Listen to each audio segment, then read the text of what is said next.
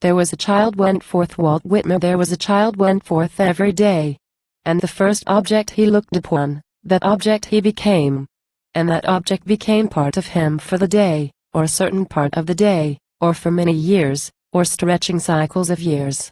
The early lilacs became part of this child, and grass, and white and red morning glories, and white and red clover, and the song of the phoebe bird, and the third-month lambs, and the sow's pink faint litter, and the mare's foal, and the cow's calf, and the noisy brood of the barnyard, or by the mire of the pond side, and the fish suspending themselves so curiously below there, and the beautiful curious liquid, and the water plants with their graceful flat heads all became part of him.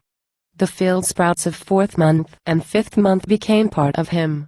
Winter grain sprouts, and those of the light yellow corn, and the esculent roots of the garden, and the apple trees covered with blossoms, and the fruit afterward, and woodberries, and the kimonos weeds by the road, and the old drunkard staggering home from the outhouse of the tavern, whence he had lately risen, and the schoolmistress that passed on her way to the school, and the friendly boys that passed on, the quarrelsome boys, and the tidy and fresh-cheeked girls, and the barefoot Negro boy and girl, and all the changes of city and country, wherever he went. His own parents, he that had fathered him, and she that had conceived him in her womb, and birthed him, they gave this child more of themselves than that. They gave him afterward every day. They became part of him. The mother at home, quietly placing the dishes on the supper table.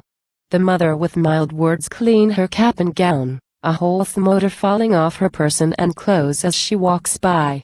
The father, strong, self-sufficient, manly, mean, angered, unjust.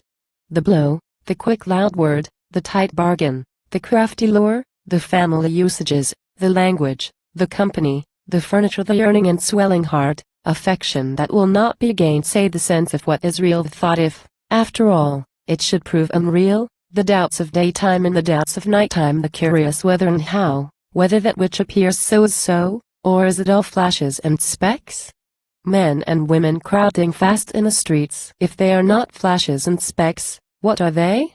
The streets themselves, and the facades of houses, and goods in the windows, vehicles, teams, the heavy planked wharfs, the huge crossing at the ferries, the village on the highland, seen from afar at sunset, the river between, shadows, aureole and mist, the light falling on roofs and gables of white or brown, 3 miles off, the schooner nearby, sleepily dropping down the tide, the little boat slack toward astern, the hurrying tumbling waves, quick broken crests, slapping, the strata of colored clouds, the long bar of maroon tint, away solitary by itself, the spread of purity it lies motionless in, the horizon's edge, the flying sea crow, the fragrance of salt marsh and shore mud.